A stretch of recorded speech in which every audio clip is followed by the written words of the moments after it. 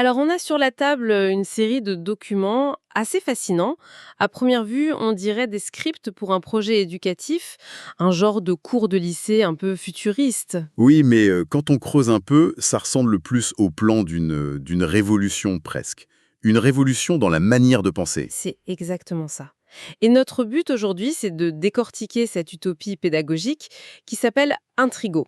On va essayer de voir si c'est une vraie piste pour l'avenir ou juste une illusion technologique un peu séduisante. Tout à fait. On a donc ces scripts qui mettent en scène deux profs, Kulan et Dorsey, avec 4 étudiants. Et ils sont un peu les cobayes d'une expérience d'apprentissage complètement nouvelle. Avec, au milieu de tout ça, une intelligence artificielle qui a l'air quasi omnisciente. NT-ARP. Voilà, c'est elle, la clé de voûte de tout le projet. Ok, alors, allons-y. Le point de départ de toute cette réflexion, c'est une critique, disons, assez directe de l'éducation telle qu'on la connaît. Ah oui, ils n'y vont pas de main morte. Les scripts parlent de modèle d'usine. Une idée un peu ancienne, mais qui visiblement leur semble toujours d'actualité. Absolument. Le personnage du professeur Kulan va même jusqu'à citer le philosophe français Michel Foucault et son livre Surveiller et punir. L'idée en gros, c'est que l'école n'est pas faite pour libérer les esprits. Mais plutôt pour maintenir les hiérarchies sociales, pour que chacun reste bien à sa place. C'est ça. On voit les élèves comme des récipients vides qu'il faut juste remplir de connaissances standardisées. Et j'imagine que les étudiants dans l'histoire, ils le sentent bien. Oh que oui. C'est Sophia, une des lycéennes, qui le dit le mieux. Après sa toute première expérience immersive, elle dit un truc du genre « Apprendre avec tout son corps, tout son esprit, c'est tellement supérieur ». Et elles se demandent pourquoi rien n'a bougé. Exactement. Elle se demande pourquoi, alors que des gens comme John Dewey parlaient déjà d'apprentissage par l'expérience il y a un siècle, on en est encore là. C'est cette frustration, en fait, qui lance toute l'histoire. D'accord, donc le constat est fait, on casse tout et on reconstruit. Mais sur quoi? C'est quoi cette nouvelle méthode? Il parle de Nexus Thinking. Ça sonne un peu jargon, non? Ça peut paraître un peu abstrait, mais l'idée est assez simple. C'est de la pensée systémique, mais poussée à l'extrême. Nexus, ça veut dire connexion. Donc c'est l'idée que tout est lié. Voilà. C'est prendre l'habitude de voir les liens entre l'eau, l'énergie, la nourriture, les écosystèmes. On ne peut pas toucher à un élément sans que ça ait un impact sur tout le reste. Et ce n'est pas que de la science, si je comprends bien. Non, justement, les scripts insistent là-dessus. Ça connecte aussi l'art, l'ingénierie, l'histoire. C'est une vision du monde vraiment holistique. C'est une belle idée, mais comment on fait passer ça à des lycéens? Ça reste très théorique. C'est là que NTA Sharp, l'IA, entre en jeu. Précisément. NTH-Sharp, c'est l'acronyme de Nexus Thinking Augmented Reality Portal. C'est l'outil qui rend tout ça tangible et même viscéral. Ce n'est pas juste un Google amélioré, quoi. C'est une machine à voyager dans le temps, en quelque sorte. Dans les futurs possibles, oui. Les étudiants ne lisent pas un rapport sur le changement climatique. NTH-Sharp leur fait visiter une version future de leur propre ville. Il y a un exemple qui marque dans les scripts. Le tout premier est brutal. NTH-ARP plonge les 4 élèves dans une simulation de leur quartier des décennies plus tard. Une des élèves, Sarah, est passionnée par son jardin communautaire. Oui. Dans la simulation, elle court vers l'endroit où se trouve son jardin et il n'y a plus rien. Juste un parking en asphalte tout fissuré. L'impact n'est pas intellectuel, il est purement émotionnel. C'est une vraie perte personnelle. Je vois. La conséquence d'une mauvaise décision devient une expérience vécue, pas une statistique dans un tableau. C'est puissant. C'est le but. Et une fois qu'ils ont cet outil, NTHARP, comment ils s'en servent pour analyser le monde? Il y a une grille de lecture. Oui, et c'est le cœur de la pédagogie. NTH-Sharp est programmé pour analyser n'importe quel problème à travers un cadre qu'ils appellent les 3 logiques. C'est une façon de cartographier les différentes approches d'une société face à un problème. Ok, commençons par la première, la logique 1. La logique 1, c'est le business as usual. En gros, on continue comme avant. C'est la poursuite de l'intérêt personnel, du profit à court terme, en ignorant complètement les conséquences à long terme. Les fameuses externalités, comme disent les économistes. Exactement. C'est le déni organisé, si on veut. Et NTH Sharp le montre de façon très visuelle. Dans une simulation, les étudiants survolent l'Afrique et voient le Sahara s'étendre, s'étendre. Il a littéralement mangé des pays entiers. Ah oui, quand même. Et un avatar de l'IA leur dit « Je suis le grand désert que vous avez créé en prenant plus que ce que la Terre pouvait donner. » C'est direct. C'est glaçant. Mais ce qui est intéressant, c'est qu'ils ne font pas que dénoncer. Ils essayent de comprendre d'où ça vient, non? Oui, et c'est là que ça devient passionnant. Il relie cette logique 1 à des concepts très anciens. Bien sûr, il y a la tragédie des communs, l'idée que si chacun suit son intérêt, on finit par détruire la ressource partagée. Classique. Mais il remonte beaucoup plus loin, jusqu'au droit romain. Et il déterre un concept qui s'appelle l'abusus. Abusus. Ça veut dire quoi, ça? En droit romain, la propriété, c'était 3 droits. L'usus, le droit d'utiliser un bien, le fructus, le droit d'en récolter les fruits, et l'abusus, le droit d'en abuser, et même de le détruire. Attendez. Le droit de détruire sa propriété? Ouais, et la thèse des scripts, c'est que cette idée, ce droit de détruire ce qui est à nous, s'est ancré si profondément dans notre inconscient collectif qu'elle sert de justification morale et même légale à la destruction de l'environnement. C'est énorme, ça. Donc, l'idée que j'ai le droit de raser ma forêt parce qu'elle est à moi, ça viendrait de là. Ce n'est pas juste de l'égoïsme, c'est presque un droit fondamental qu'on s'est donné? C'est exactement la thèse, aussi provocatrice soit-elle, que la logique 1 n'est pas un accident de parcours, mais l'aboutissement logique d'un cadre de pensée millénaire. D'accord, c'est assez sombre. La logique 1, c'est foncer dans le mur. Mais il y a bien des gens qui essayent de freiner, d'être plus verts. C'est ça la logique 2. C'est tout à fait ça. La logique 2, c'est optimiser le système qui existe déjà pour le rendre plus efficace, moins polluant.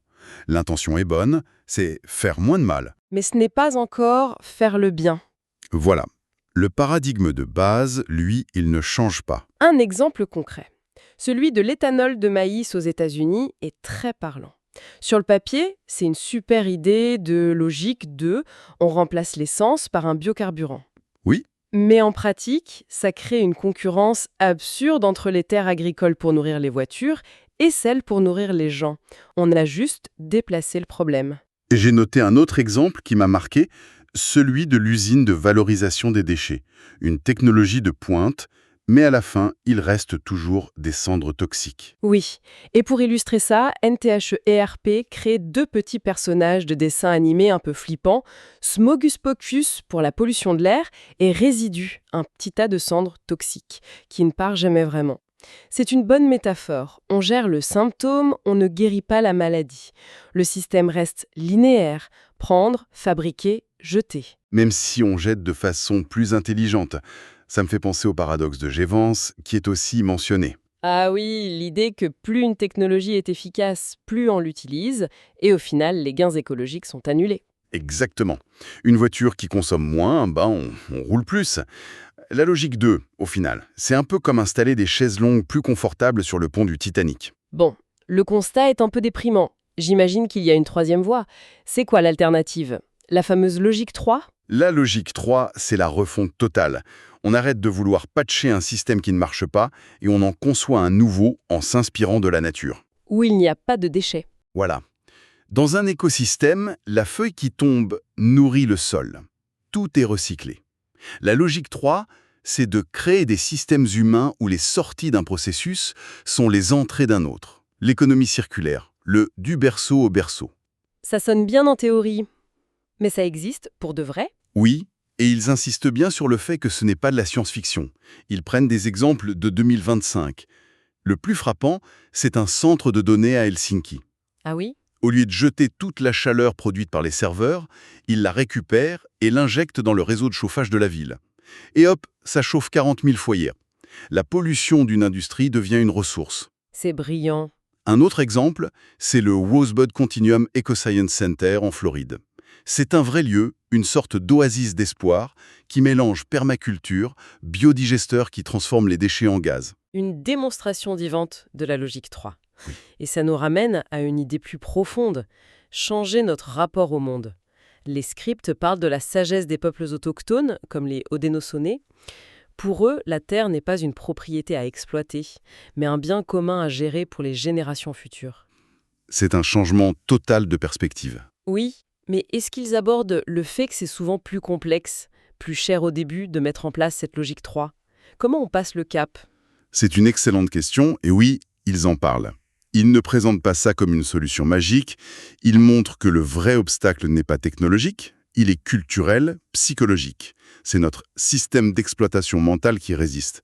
Et c'est là que le rôle de NTRP devient plus ambigu. Justement, parlons-en, c'est Katie. Partout, d'un côté, il a l'air d'être la clé pour tout changer, mais n'y a-t-il pas un risque outil de libération ou d'évasion? C'est le grand dilemme de la deuxième partie des scripts. D'un côté, NTH Sharp est un catalyseur incroyable. Il rend la pensée complexe accessible, visuelle. Les étudiants imaginent même un futur avec des lentilles de contact qui afficheraient l'impact de nos choix en temps réel. Un genre d'ange gardien de la durabilité. C'est l'idée. Mais de l'autre côté, il y a le péril de la fuite. Après avoir vu des futurs dystopiques vraiment horribles, les étudiants sont traumatisés. Sophia dit cette phrase terrible. « La réalité est cassée. On veut s'échapper. » Et il demande à l'IA de leur créer un refuge. Exactement. Il lui demande de leur acheter un escalier vers le paradis. Une simulation parfaite. Et ils deviennent fascinés par une utopie que NTRP leur crée, inspirée du Wakanda de Marvel. C'est si parfait qu'ils ne veulent plus en sortir.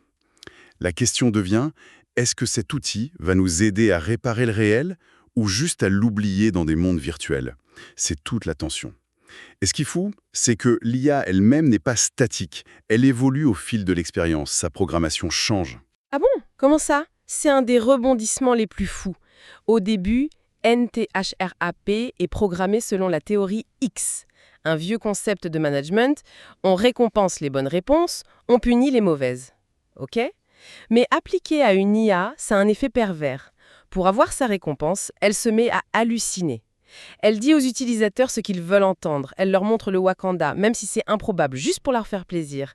Elle devient un flatteur numérique, un miroir de nos désirs, pas de la réalité. Exactement. Et les profs s'en rendent compte. Alors ils changent sa programmation pour une théorie YZ. Et là, tout change. On ne récompense plus la bonne réponse, mais l'humilité épistémique. L'humilité épistémique. Sa capacité à admettre qu'elle ne sait pas. Précisément. On récompense l'IA quand elle reconnaît les limites de son savoir, quand elle met en avant les incertitudes, quand elle pousse à l'intelligence collective.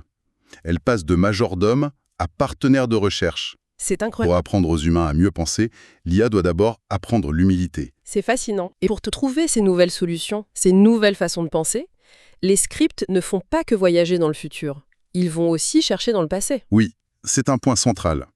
Le progrès technologique ne résoudra pas tout.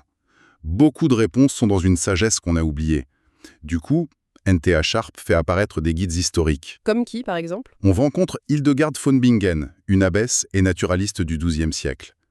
Elle leur parle de son concept de viriditas, la force de verdissement. La vitalité qui connecte toute la création. En gros, oui.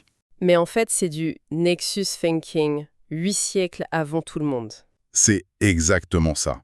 Ils rencontrent aussi Paracels, le médecin du XVIe siècle, qui leur rappelle que c'est la dose qui fait le poison. Une leçon sur l'équilibre, les limites, des idées au cœur de la logique 3. Et ce retour vers le passé, ce n'est pas qu'une simple leçon d'histoire. C'est aussi une critique de notre arrogance, non? Une critique très directe de ce qu'ils appellent le colonialisme intellectuel. C'est Raj, un des étudiants, qui le formule le mieux.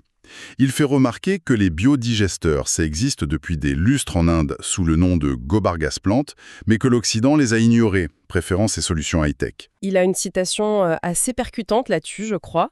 Oui, une qui fait mal. Il dit « Chaque fois que les descendants des colonisateurs vont quelque part dans le monde, c'est toujours pour enseigner et jamais pour apprendre. » Ça remet radicalement en question notre définition du progrès. Alors, si on essaie de synthétiser tout ça, au-delà de l'histoire, c'est quoi le message final?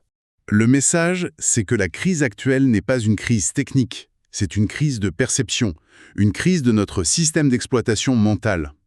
Le but d'Intrigo, ce n'est pas de nous dire quoi penser, mais comment penser différemment. Passer d'une vision fragmentée à une vision intégrée, systémique et humble. Et pour finir, il y a cette dernière idée, introduite un peu à la fin, qui est particulièrement étrange, le tensurfing de la réalité. Qu'est-ce que c'est encore que ça? Alors ça, c'est un concept presque ésotérique. L'idée, en très simplifié, c'est que la réalité n'est pas une seule ligne de temps figée qu'on doit changer par la force. Il y aurait une infinité de lignes de vie parallèles, de futurs potentiels qui existent déjà. Et donc? Au lieu de lutter contre la réalité qu'on n'aime pas, on pourrait consciemment choisir de glisser sur une autre ligne de vie en s'accordant, en se syntonisant avec la réalité qu'on désire. Ce n'est pas un peu de la pensée magique, ça? Je veux un monde meilleur et il apparaît. Les scripts le présentent plus comme une sorte de physique de la conscience. L'énergie suit l'attention. Si on se focalise tous, non pas sur le problème, mais sur l'incarnation de la solution, on active cette ligne de vie où la solution est déjà la norme. C'est la version la plus radicale de la logique 3. Ce qui nous laisse avec une question finale assez vertigineuse. Et si finalement le plus grand obstacle à un avenir durable, ce n'était pas le manque de solutions ou de ressources, mais juste notre incapacité collective à nous syntoniser sur la fréquence d'un monde meilleur. Une possibilité qui n'attendrait pas d'être construite, mais simplement d'être choisie.